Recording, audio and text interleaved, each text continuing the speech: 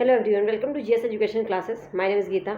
उम्मीद करती हूँ कि आप सब लोग जो है बहुत ही बढ़िया होंगे और अपनी जो तैयारी है बेहतर तरीके से कर रहे होंगे। जिन लोगों का भी पेपर 2 सी-टेट, पेपर 2 एसएसटी, उन लोगों के लिए क्लास बहुत ही इंपॉर्टेंट होने वाली है, क्योंकि आज की क्लास में जो है हम डिस्कस करने वाले हैं क्लास 8 की एनसीईआरटी की जो बुक है, एनसीईआरटी की बुक हिस्ट्री में चैप्टर 2। और ये सेकंड चैप्टर जो है आधा हम कर चुके हैं, पार्ट 1 और पार्ट 2 इसका कंप्लीट हो चुका है। आज जो है हम पढ़ने वाले हैं स्पेशली मराठा युद्ध के बारे में, जिससे क्वेश्चन जो है बहुत सारे बनते हैं। ये 3 पार्ट में कराने का मेरा मेन मोटिव यही था कि हर एक चीज़ जो है आप लोगों को अच्छे से मैं समझा पाऊँ। पूरा स्टोरी में जो है हम इसको जो है समझेंगे, ठीक है। जो जो मेन पॉइंट होगा ये आप लोगों को बुक जरूर दिख रही होगी, लेकिन जो हाईलाइटेड पॉइंट है केवल आप लोगों को वो पढ़ना है। तो याद रखिएगा, आप लोगों को जो है पूरी बुक पढ़ने की यहाँ पे ज़रूरत नहीं पड़ेगी। अगर आप सेल्फ स्टडी करें तो आप अपना टाइम सेव कर सकते हैं। जो भी हाईलाइटेड पॉइंट्स है, अंडरलाइन है, केवल आपको वो पढ़ना है। एक बार समझ लीजिए, फिर आप लोगों के लिए बहुत ही ईजी हो जाएगा। ये पीडीएफ मैं टेलीग्राम पे शेयर कर दूंगी और इसका लिंक डिस्क्रिप्शन बॉक्स में दे दूंगी। यहाँ पे जो है पेपर 1 और पेपर 2 दोनों के लिए क्लासेस चलिए फ्री ऑफ कॉस्ट। अगर आप सेल्फ स्टडी कर रहे हैं तो आप लोगों को एक यहाँ से मदद जरूर मिलेगी। अगर आप चाहते हैं, आप लोगों को समझ में आता है, तो आप लोग जो है जुड़ सकते हैं। और यहाँ पर जो है जो लोग भी चैनल पर नए हैं, तो आप लोग बता दूँ कि क्लास 6 to 8 की जो ज्योग्राफी है वो पूरी कंप्लीट हो चुकी है, ठीक है। 1-2 चैप्टर किसी जो है बुक में रह रहे हैं, तो उसका आप लोगों को इतनी टेंशन लेने की जरूरत नहीं है। जो भी चैप्टर इंपॉर्टेंट है मैंने उनको जो है करवा दिया है, और बाकी जो है क्वेश्चन की प्रैक्टिस भी करवाई है, एनसीईआरटी बेस्ड क्वेश्चन की, ज्योग्राफी की। और अगर आप सेल्फ स्टडी कर रहे हैं ना, तो आप लोगों का इसके पूरे नोट्स जो है बहुत ही आसानी से आप कम टाइम में कवर कर लेंगे। टेलीग्राम पर जो है आप लोगों को पूरे नोट्स जो है मिल जाएंगे, ठीक है। अब बात करते हैं हिस्ट्री की। तो 6th और 7th क्लास की हिस्ट्री कंप्लीट हो चुकी है, 8th क्लास में सेकेंड चैप्टर चल रहा है, ओके। तो आज जो हम पढ़ने वाले हैं मराठों से लड़ाई के बारे में। तो सबसे पहली बात, अगर मराठों की लड़ाई की बात आती है तो पानीपत का युद्ध आता है। 1761 में जो है पानीपत की तीसरी लड़ाई जो है हुई थी। कई बार पूछा जाता है, जीएस में भी क्वेश्चन बनता है, पानीपत की तीसरी लड़ाई जो है कब हुई थी, किस वर्ष में? तो 1761 में, ठीक है।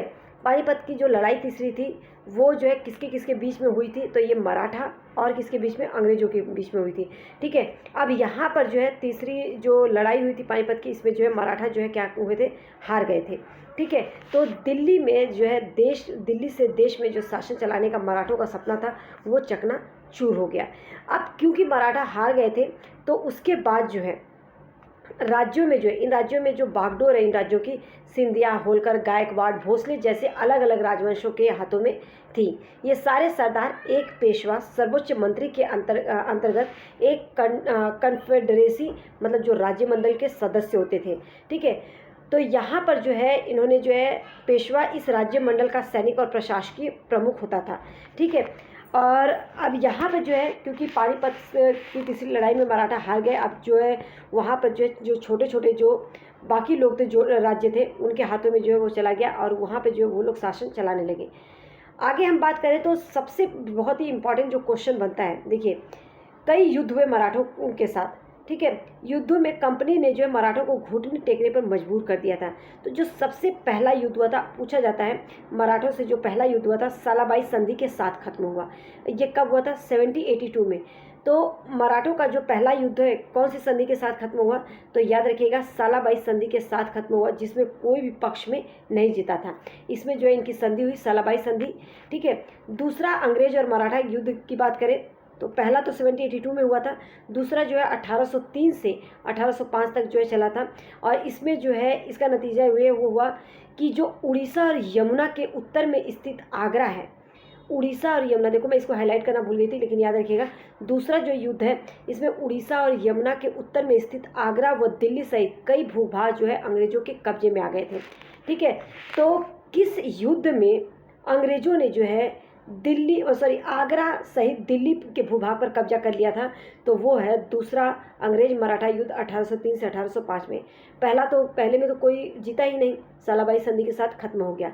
अब बात करते हैं 1817 से 1819 के बीच जो तीसरा अंग्रेज मराठा युद्ध हुआ, ठीक है। इसमें जो है मराठों की ताकत को पूरी तरह से कुचल दिया गया। इसको मैं अंडरलाइन करके आप लोगों को दे दूंगी, डोंट वरी, ये मैं भूल गई हूँ बस, लेकिन ये इससे क्वेश्चन जो है आता है। और ये आप लोगों का केवल सी-टेट में नहीं, DSSB, ठीक है, DSSB या कोई भी जीएस, कोई भी एग्ज़ाम होता है, टीचिंग एग्ज़ाम, जीएस में ये क्वेश्चन बनते हैं।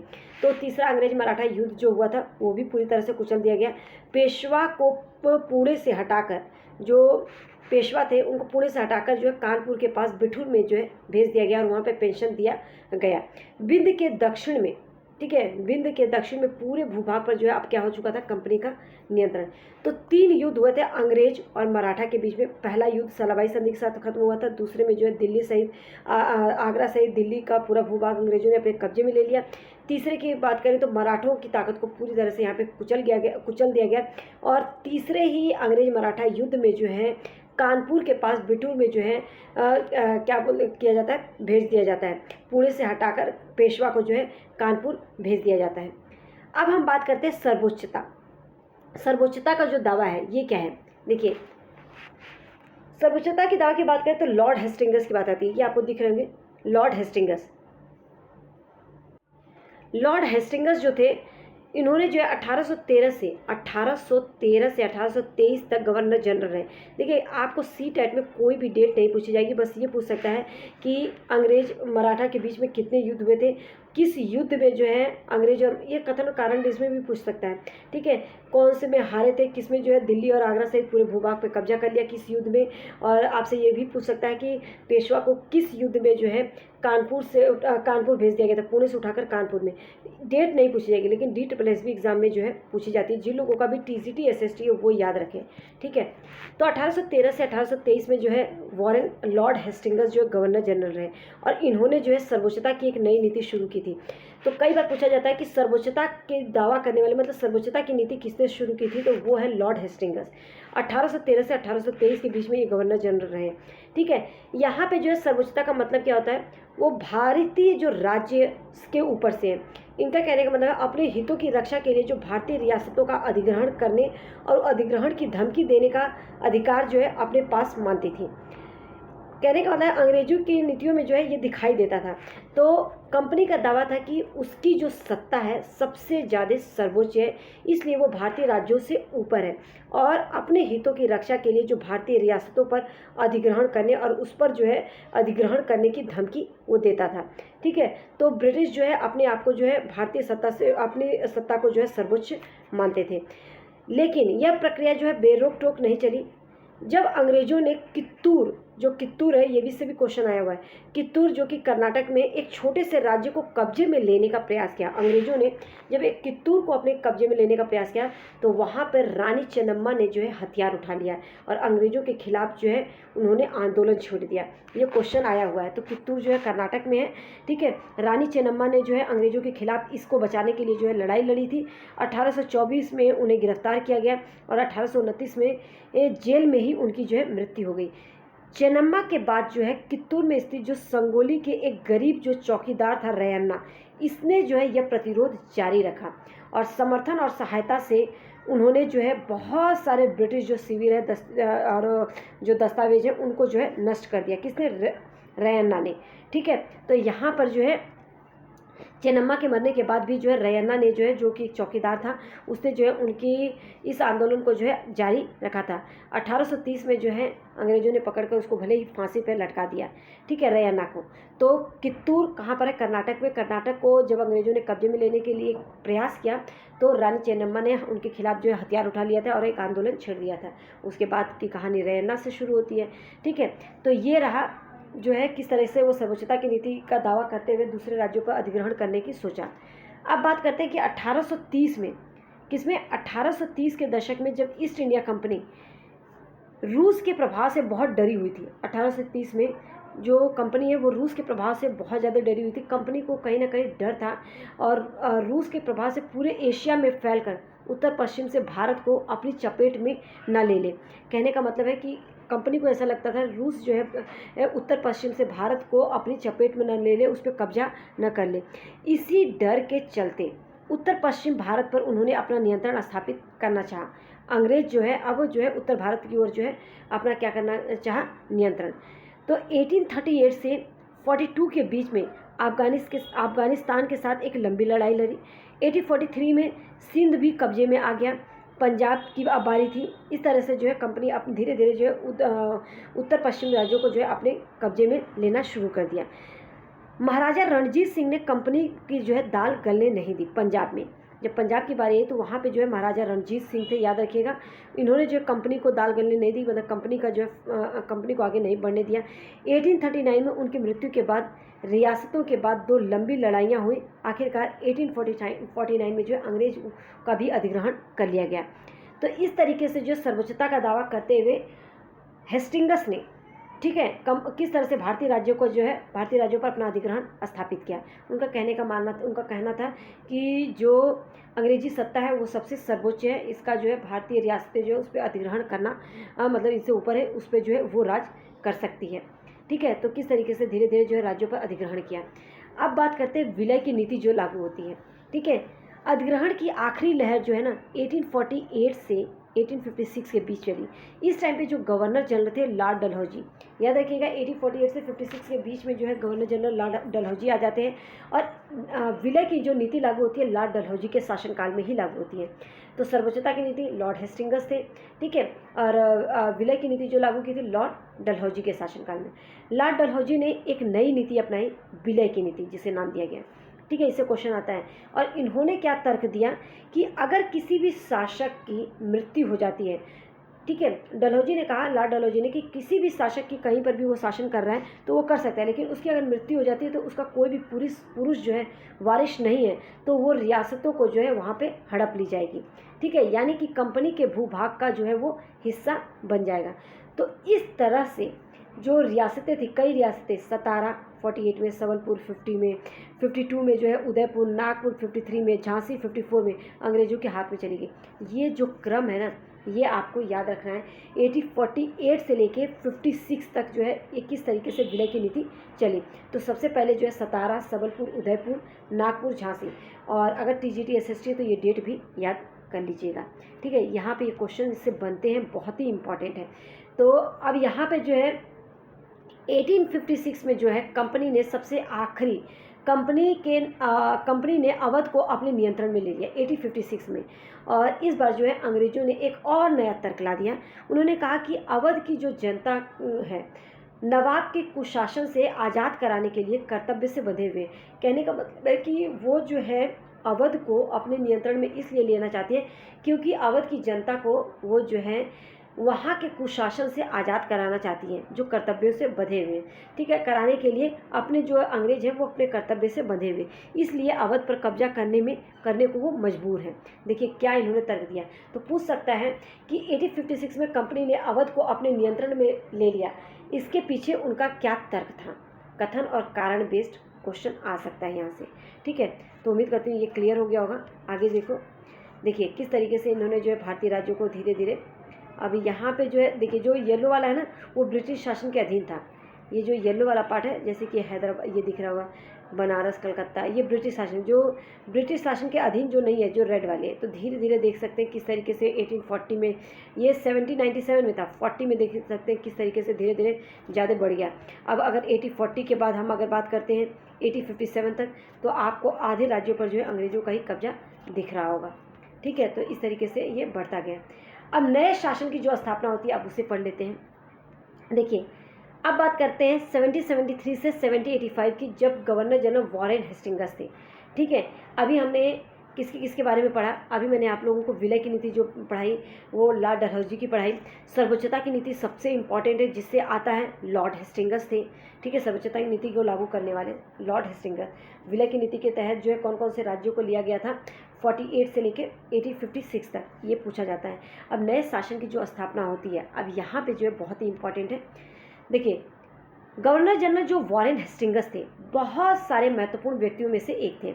इन्होंने जो है कंपनी की ताकत फैलाने में इनकी जो भूमिका थी बहुत ही अहम थी। वॉरेन हेस्टिंगस कंपनी में न केवल बंगाल बल्कि बम्बई, मद्रास में भी सत्ता हासिल कर चुकी थी। वॉरेन हेस्टिंगस के समय तक बंगाल में, बम्बई में और मद्रास में अपनी सत्ता जो है बना चुकी थी, ये पूछा जाता है। ठीक है, ब्रिटिश इलाके पे मोटे तौर पे अगर हम बात करें तो कई इकाइयों में बटे हुए थे, जिन्हें प्रेसिडेंसी कहा जाता था। उस समय 3 प्रेसिडेंसी सबसे महत्वपूर्ण थे।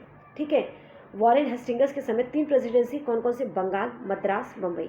ठीक है, अब यहाँ पे जो है हर एक का शासन गवर्नर के पास होता था। तो वॉरेन हेस्टिंगस ने कई प्रशासकीय सुधार भी किए, जैसे कि 1772 में एक नई न्याय व्यवस्था स्थापित की गई। 1772 में एक नई व्यवस्था स्थापित की गई वॉरेन हेस्टिंग्स के समय में, और इस व्यवस्था में प्रावधान किया गया कि हर जिले में 2 अदालतें होंगी, एक फौजदारी अदालत और एक दीवानी अदालत। तो फौजदारी 2 अदालतों की व्यवस्था किसने की थी? वॉरेन हेस्टिंग्स ने 1772 में एक नई शासन व्यवस्था।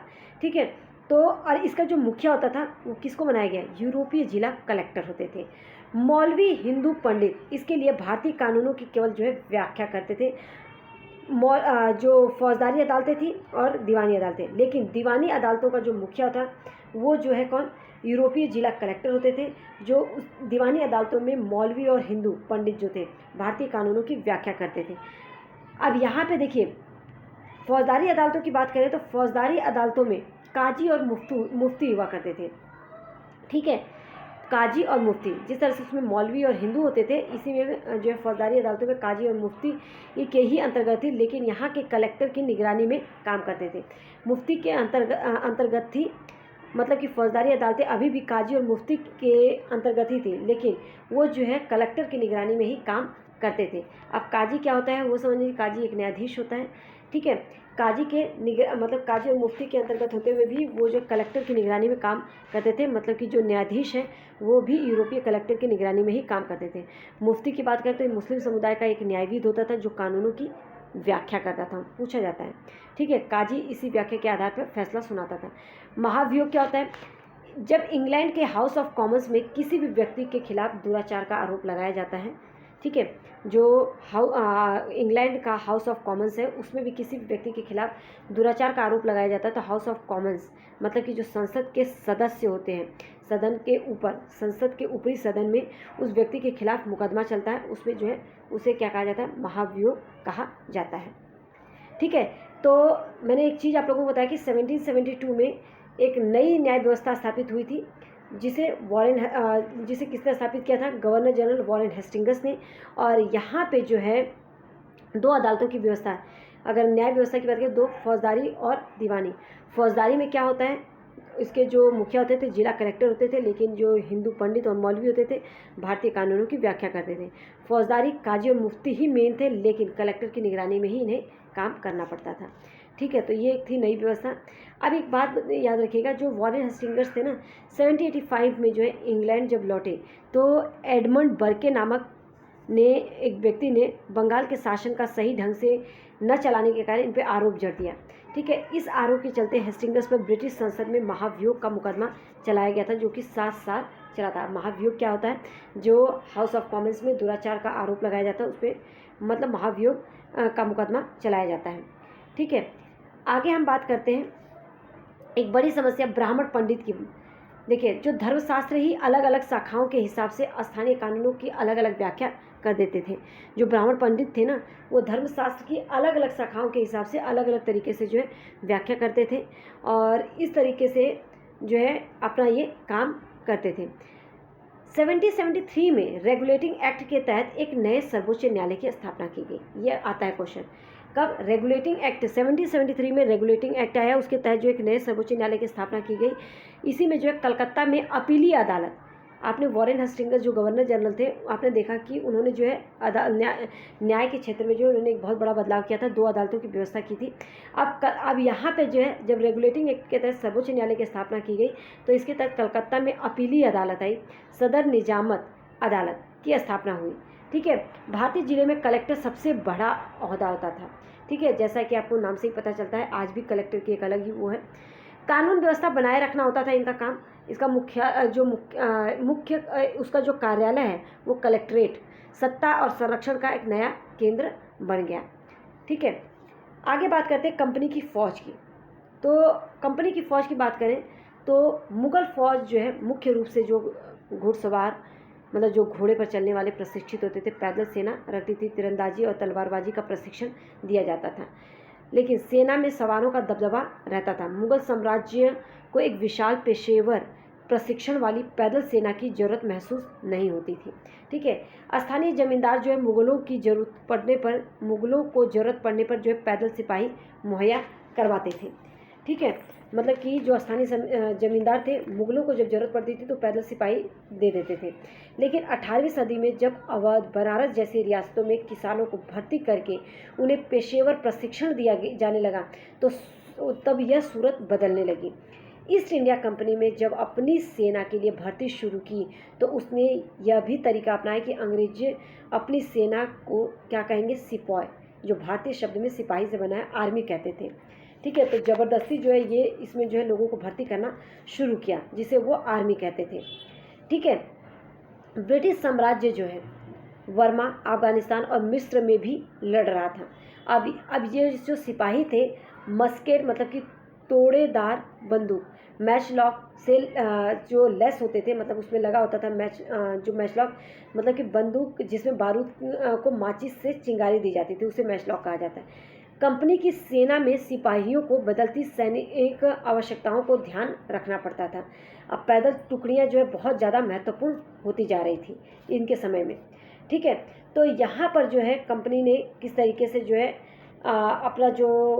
अपना जो आगे का जो साम्राज्य है वर्मा, अफगानिस्तान, मिस्र में जो वहाँ पे जो सिपाही लड़ रहे थे उसके लिए जो इन्होंने तकनीकी अपनाई, जैसे कि जो मस्केट होता था, मस्केट जिसको हम क्या कहते हैं, जो पैदल सिपाही थे, पैदल सिपाहियों द्वारा जो इस्तेमाल की जाने वाली भारी बंदूक होती थी, इसकी ज़रूरत पड़ी। मैच लॉक शुरुआत जो बोला ना, मैच लॉक से लैस होता था, मतलब शुरुआती दौर में जो बंदूक जिसमें बारूद को माचिस से चिंगारी दी जाती थी, और मतलब उसका जो है प्रशिक्षण दिया उन्होंने। अब यहाँ पे जो है आप लोगों का ये चैप्टर जो है ख़त्म होता है, और इसके आगे जो है इससे ज़्यादा कुछ आता नहीं है इसमें से। ठीक है, याद रखिएगा जो अंग्रेज मराठा युद्ध हुआ था वो उससे क्वेश्चन आता है, और विलय नीति कहाँ से किसने शुरू की थी, सर्वोच्चता का दावा किसने किया था, गवर्नर जनरल जो बंगाल में सबसे पहले गवर्नर जनरल वॉरेन हेस्टिंग्स बने थे, उन्होंने क्या सुधार किए थे, यहाँ से क्वेश्चन जो है बनता है। एक एक चीज़ जो है आपको जो एग्ज़ाम ओरिएंटेड था मैंने वो हाईलाइट किया हुआ है, जो चीज़ें हाईलाइट नहीं है अभी हाईलाइट करके ये PDF जो है आप लोगों को कल तक जो है मिल जाएंगे। तो उम्मीद करती हूँ ये वीडियो आप लोगों के लिए इन्फॉर्मेटिव रहेगी। Thanks for watching, all the best. बस जुड़े रहिए, कीप सपोर्ट। आपको पूरा NCERT ऐसे ही मैं हाईलाइट करके जो है अभी करवाने वाली हूँ। बहुत जल्द ही जो है इनके आप लोगों को PDF के फॉर्म में जो है नोट्स मिलेंगे। बस इंतज़ार कीजिए जिन लोगों का भी TGT SST की आगे तैयारी करेंगे। ठीक है, तो चलिए बस आज की क्लास यहीं तक ख़त्म होती है। ये सेकंड चैप्टर ख़त्म हो गया, थर्ड चैप्टर जो है हम स्टार्ट करेंगे। All the best.